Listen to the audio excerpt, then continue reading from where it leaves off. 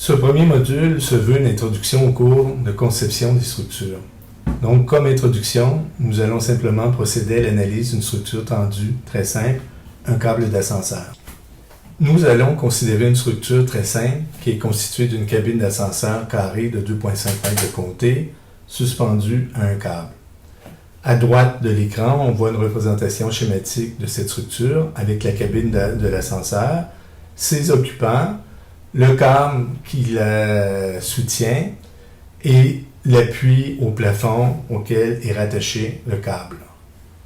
Donc, le problème structural que l'on veut résoudre consiste simplement à dimensionner le câble en acier qui supporte la cabine, c'est-à-dire à déterminer le diamètre minimal que le câble doit posséder pour éviter qu'il ne se rompe sous le poids combiné de la cabine et de ses occupants. Cet exemple très simple nous fournira l'occasion d'introduire différents concepts structuraux qui seront repris et traités en détail ultérieurement. Tout d'abord, intéressons-nous aux charges qui sont appliquées sur notre structure. On distingue deux types de charges. Les charges réparties, qui sont distribuées plus ou moins uniformément sur une grande surface, et les charges ponctuelles, qui sont appliquées sur une très petite surface. Dans notre exemple, le poids de la cabine constitue une charge répartie, alors que le poids des occupants constitue une série de charges ponctuelles. Sur l'illustration à droite, nous avons représenté la charge répartie du poids de la cabine comme une série de flèches rouges et les charges ponctuelles comme une série de flèches bleues qui sont appliquées sur les pieds des occupants. Puisque ces charges sont des charges de gravité, elles sont toutes orientées verticalement vers le bas. Les charges peuvent aussi être classées en deux autres catégories selon leur caractère permanent ou temporaire. Tout d'abord, on va définir les charges permanentes, qu'on va appeler aussi des charges mortes. En fait, ces charges sollicitent la structure en permanence et peuvent être évaluées assez précisément. La principale charge morte, c'est évidemment le poids de la structure et de tous les équipements qui sont rattachés, mais on pourrait aussi donner l'exemple de la poussée des terres sur les murs de fondation, qui constitue une charge morte parce que cette charge-là s'exerce en permanence sur la structure. À l'inverse, on va parler de surcharge ou de charge vive pour des charges qui sont par nature variables en intensité et en durée et qui sont beaucoup plus difficiles à évaluer. Parmi les principales surcharges, on peut mentionner les charges d'utilisation, les charges de vent, les charges de neige, les charges de séisme, etc. Donc évidemment, si on prend la charge de vent, par exemple, elle va varier et en intensité et en durée, et elle va évidemment être beaucoup plus difficile à évaluer que le poids de la structure qui constitue la principale charge permanente. Dans notre exemple, la charge morte correspondrait au poids de la cabine, et cette donnée nous serait fournie par le fabricant de l'ascenseur.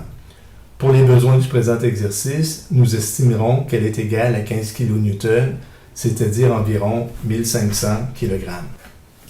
Dans notre exemple, la charge vive est une charge d'utilisation qui correspond au poids des occupants de la cabine. Cette charge nous est imposée par le Code national du bâtiment du Canada qui stipule que, pour ce type d'utilisation, on doit prendre en compte une charge vive uniformément répartie de 4,8 kN par mètre carré, ou si vous préférez, d'environ 480 kg par mètre carré, ce qui constitue une estimation conservatrice. Donc, la charge vive totale serait égale à 4,8 kN par mètre carré, fois 2,5 mètres fois 2,5 mètres, qui est l'air du plancher de la cabine. Donc, ça va nous donner une charge totale de 30 kN ou environ 3000 kg. Si on considère que le poids moyen d'une personne est égal à 75 kg, ça signifie que selon le Code national du bâtiment, on considère que dans une cabine d'ascenseur qui fait une surface de 2,5 mètres par 2,5 mètres, on pourrait mettre un maximum de 40 personnes. Pour assurer la sécurité des usagers d'un bâtiment, le Code national du bâtiment du Canada, comme tous les autres codes nationaux d'ailleurs, exige que les charges soient majorées. On va utiliser aussi le terme pondéré par un facteur de sécurité. Ce facteur tient compte en fait de la possibilité que la charge puisse excéder la valeur estimée pour diverses raisons qui sont par nature imprévisibles. Parmi ces raisons, on peut donner comme exemple un changement de vocation du bâtiment en utilisation abusive, Ce serait le cas, par exemple, si on utilisait une salle de classe comme salle d'entreposage, où à ce moment-là, le plancher supporterait des charges beaucoup plus lourdes que ce qui avait été prévu lors de la conception structurale. Ça pourrait être le cas aussi d'une erreur de calcul qui peut toujours survenir. Ça pourrait être également un événement exceptionnel et imprévisible comme une tempête de neige, un ouragan ou une explosion qui pourrait imposer à la structure des charges supérieures à celles que nous avons prises en compte dans son dimensionnement. La charge totale majorée est donc obtenue de la façon suivante. On a que P indice F est égal à 1,25 P indice D plus 1,5 P indice L, où P indice D représente la charge morte, l'indice D dans ce cas-là signifie dead load, P indice L représente la charge vive, l'indice L signifie live load, et P indice F représente la charge totale majorée, l'indice F signifie factored load en anglais. Donc, l'indice de majoration est plus élevé pour les charges vives que pour les charges mortes, tout simplement parce que ces charges sont plus difficiles à évaluer et que le risque de sous-estimer la charge est plus grand. Donc, dans ce cas-là, on constate qu'on va majorer les charges mortes de 25% et les charges vives de 50%. Pour notre exemple, on trouve que PF est égal à 1,25 fois la charge morte qui était égale à 15 kN, plus 1,5 fois la charge vive qui était égale à 30 kN. Donc, ça nous donne une charge totale majorée de 64 kN. À ce moment-ci, je crois qu'il est utile de s'arrêter un moment pour s'intéresser à l'unité de mesure des forces. Donc, par définition, une force est égale à une masse multipliée par une accélération. Donc, on a la force F qui est égale à la masse M fois l'accélération A. Dans le système international d'unités, le système ici, la masse s'exprime en kilogrammes, l'accélération en mètres par seconde carré et la force en newton. Par définition, on a donc que 1 newton est égal à 1 kg multiplié par 1 mètre par seconde carré. L'accélération gravitationnelle étant égale à environ 10 mètres par seconde carré, en fait la valeur exacte est égale à 9,81, une force de 1 newton correspond approximativement à un poids de 100 grammes, parce que 1 newton c'est égal à 0,1 kg fois 10 mètres par seconde carré, ce qui constitue une unité de mesure très faible. En structure, on va donc préférer utiliser le kilonewton comme unité de mesure des forces. Donc, par définition, on a que 1 kN est égal à 1000 newtons. Comme le kilonewton est une unité de mesure abstraite, on peut mieux prendre conscience de sa signification en se rappelant deux faits simples. Tout d'abord, que 1 kN correspond approximativement à un poids de 100 kg, ce qui est à peu près le poids d'un joueur de football. Et deuxièmement, on peut se rappeler qu'une charge de 10 kN correspond approximativement à un poids de 1000 kg, ou si vous préférez, à une tonne, ce qui correspond approximativement au poids d'une voiture compacte. La prochaine étape consiste à s'intéresser à l'équilibre statique des forces. Donc, on sait que notre cadre doit supporter une force qui est constituée du poids de la cabine ainsi que de celui de ses occupants. Une force est une entité vectorielle à laquelle on associe une intensité et une direction. Donc, graphiquement, une force est représentée par une flèche dont la pointe indique la direction de la force et dont la longueur est proportionnelle à son intensité. Ici, on a un exemple d'un vecteur qui représente une force qui est représentée ici en rouge. Donc, ce vecteur-là a une certaine intensité qui est représentée par la longueur du trait et une certaine orientation qui est représentée ici par la flèche. Dans le cas qui nous intéresse, on voit à droite de l'écran la représentation schématique de notre structure, de notre cabine d'ascenseur. Donc, pour notre cabine d'ascenseur, on a deux types de forces qui vont la solliciter. On va avoir une force uniformément répartie qui représente le poids de la cabine, qui est représenté ici par un ensemble de flèches rouges représentées uniformément sur toute la surface de la cabine. Et on va avoir aussi une surcharge d'utilisation qui correspond au poids des occupants, qui est représentée ici par des charges, par des flèches bleues, qui représentent la charge que chacun des occupants exerce sur le plancher de l'ascenseur. Le diagramme de corps libre est un concept que nous allons beaucoup utiliser tout au long du cours.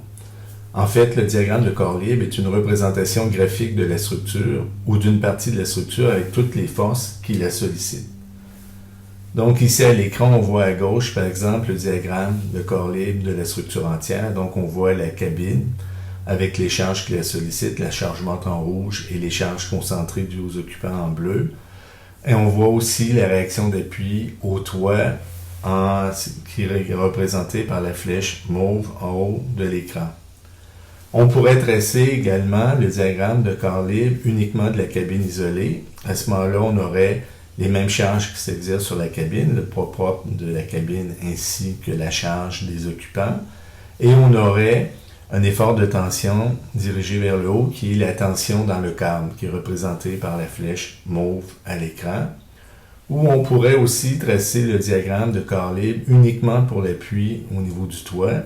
Donc, à ce moment-là, on aurait l'appui avec le câble, on aurait la tension dans le câble, et on a la réaction d'appui du toit qui est représentée toujours par la flèche mauve en haut de l'écran.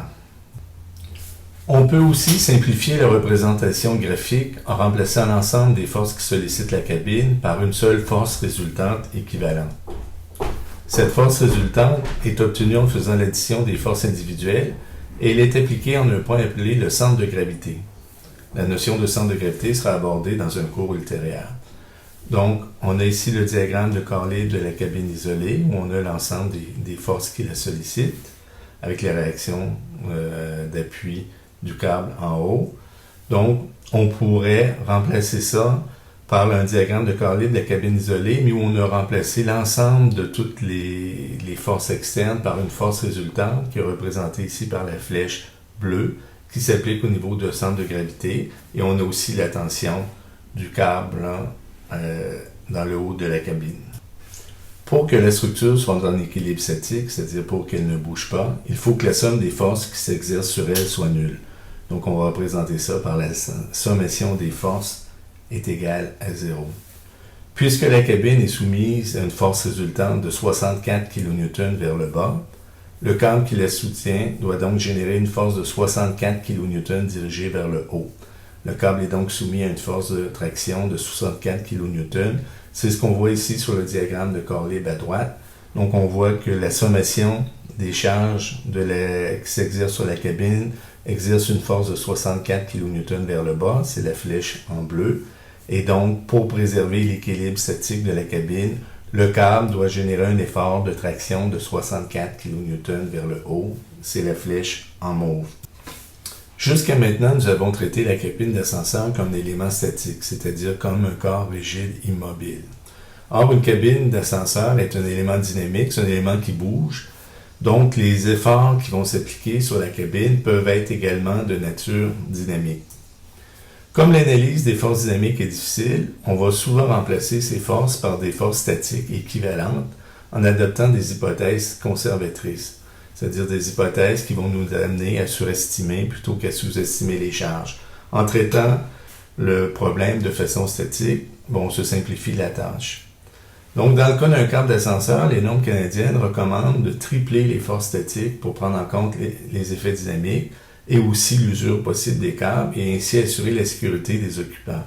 Dans ce cas, les forces dynamiques vont essentiellement être causées lorsque l'ascenseur va freiner brusquement. Donc, si l'ascenseur freine brusquement, ça va nous donner une tension additionnelle dans le câble auquel le câble devra résister. Donc, dans notre exemple, pour dimensionner notre câble, nous prendrons donc en compte une force de tension de 192 kN, c'est-à-dire la charge totale majorée qu'on a estimée, 64 kN, multipliée par un coefficient de sécurité de 3 pour tenir compte justement des effets dynamiques et aussi de l'usure possible des câbles et ainsi assurer la sécurité des occupants. Je vous rappelle que lorsqu'on a estimé les charges, on a trouvé une charge morte de 15 kN et une charge vive de 30 kN. Donc, en fait, la charge maximale réelle auquel la cabine d'ascenseur devrait être exposée est égale à 45 kN. Et nous, on va dimensionner le câble pour une charge de 192 kN. Donc, on va dimensionner le câble pour une charge qui est plus de 4 fois supérieure à la charge maximale qu'on estime que le câble devra supporter. Mais évidemment, cette charge-là, plus importante, nous assure la sécurité des occupants. Évidemment, dans le cadre d'un câble d'ascenseur, on ne peut pas accepter aucune probabilité de rupture. Pour compléter le dimensionnement de notre câble, il faut maintenant introduire des notions de résistance des matériaux. Tout d'abord, on va définir ce qu'est une contrainte. Par définition, une contrainte est une force qui s'exerce par unité de surface.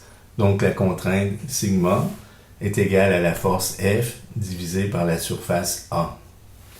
Dans le système international d'unités, les forces sont exprimées en newtons, les surfaces en mètres carrés et les contraintes en pascal.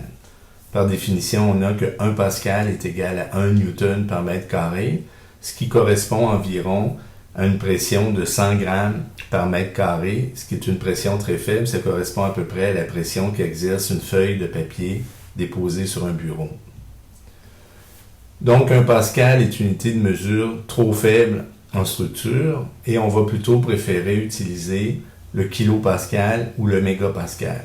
1 kilopascal est défini comme étant égal à 1000 pascal, ou si vous préférez 1000 newtons par mètre carré, ou 1 kilonewton par mètre carré, ce qui correspond à une pression d'environ 100 kg par mètre carré, ce qui est plus près des ordres de grandeur qu'on va utiliser couramment dans une structure. On va aussi souvent utiliser le mégapascal. Un mégapascal est égal à 1 million de pascal, ou 1 million de newtons par millimètre carré, ou si vous préférez 1 newton par millimètre carré. Donc, ça représente environ, 1 mégapascal représente environ une pression de 10 kg par centimètre carré. Lorsque l'on effectue des calculs de structure, une bonne façon d'éviter les erreurs d'unité consiste à ramener toutes les forces en newton, toutes les dimensions en millimètres et toutes les contraintes en MPa, puisque 1 MPa est égal à 1 newton par millimètre carré. Donc, en utilisant des forces exprimées en newton, des dimensions exprimées en millimètres, et des contraintes exprimées en MPa, on est certain de ne pas faire des erreurs grossières dans nos calculs dues aux unités de mesure. Pour chaque matériau de construction, on peut définir une contrainte admissible qui correspond à la contrainte maximale que le matériau peut supporter sans se rompre. Le tableau ci-dessous donne la valeur approximative de la contrainte admissible associée aux principaux matériaux de construction. On voit par exemple que pour l'acier de charpente, la contrainte admissible en compression et en tension est égale à 350 MPa, alors que pour le boîtiage, la contrainte admissible en compression n'est que de 13 MPa et elle est de 6 MPa seulement pour les efforts de tension. En ce qui concerne les câbles, l'acier utilisé pour fabriquer les câbles, cet acier-là est très résistant, comme on peut le voir au tableau. Donc cet acier-là peut résister à un effort de tension de 1000 MPa. Si on se souvient que 1 MPa correspond à une pression d'environ 10 kg par centimètre carré, ça veut dire que notre câble en acier va pouvoir résister à une pression de 10 000 kg par centimètre carré, ou si vous préférez, de 10 tonnes par centimètre carré. Donc, chaque centimètre carré de notre câble peut résister à un effort de tension de 10 tonnes. Pour prévenir la rupture, il va falloir évidemment s'assurer que les contraintes qui sollicitent les divers éléments d'une structure n'excèdent jamais la contrainte admissible du matériau. La contrainte admissible des matériaux va également être majorée par un coefficient de tenue, qui est représenté par la lettre grecque phi, qui est en fait un facteur de sécurité qui prend en compte la variabilité associée aux propriétés du matériau. En effet, le matériau qu'on va avoir dans notre structure n'aura pas exactement les caractéristiques, les propriétés qui sont spécifiées. Donc, pour se protéger contre la variabilité des propriétés du matériau, on va utiliser un coefficient de tenue. On remarque que le coefficient de tenue est égal à 0,9 pour l'acier. Donc l'acier, c'est un matériau, donc le procédé de fabrication est très bien contrôlé. Donc on contrôle bien les propriétés. Les propriétés finales qu'on va obtenir vont être très semblables aux propriétés qui ont été spécifiées. Donc on va prendre un coefficient de tenue qui est égal à 0,9, ce qui signifie qu'en fait, on va considérer un 10% de marge d'erreur au niveau des propriétés du matériau. Dans le cas du bois, c'est un matériau beaucoup plus variable, parce que le bois va contenir des nœuds, il va contenir aussi des fissures, il peut avoir des problèmes de gauchissement dû aux variations d'humidité. Donc, les propriétés du bois vont être plus variables. Si on teste 100 pièces de bois identiques, on n'aura pas 100 fois la même valeur de résistance. Donc, pour se protéger contre la variabilité du matériau, dans ce cas-là, on va utiliser un coefficient de tenue de 0,7, ce qui signifie qu'on utilise seulement 70% de la résistance spécifiée du matériau. On se garde un 30% de marge d'erreur pour différents défauts que le bois pourrait contenir. Dans le cas du béton, les propriétés du béton sont encore plus variables. Ça dépend du rapport au ciment. Ça dépend aussi du mûrissement du béton. Ça dépend de comment le béton a été ou pas maintenu à l'humidité pendant une période de temps plus ou moins longue. Donc, toujours pour des raisons de sécurité, on va utiliser un coefficient de tenue de 0,6, ce qui signifie que dans le cas du béton, la valeur de résistance qu'on va prendre en compte dans nos calculs correspond seulement à 60% de la valeur qui est spécifiée au départ.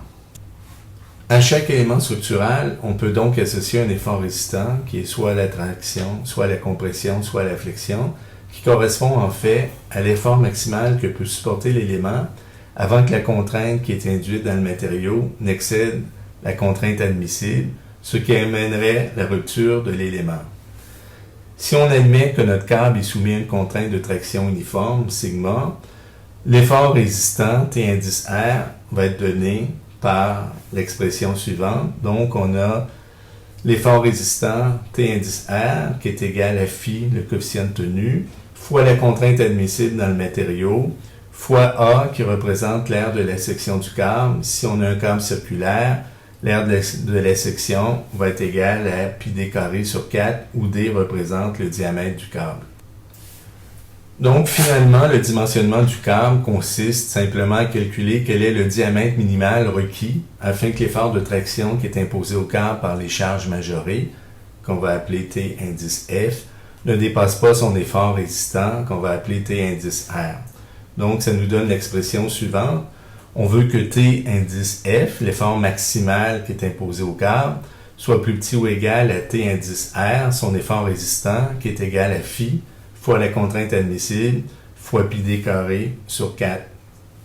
Si on isole D dans cette équation, on va obtenir finalement que le diamètre du câble doit être supérieur ou égal à la racine carrée de 4 fois T indice F, divisé par phi fois la contrainte admissible, fois pi.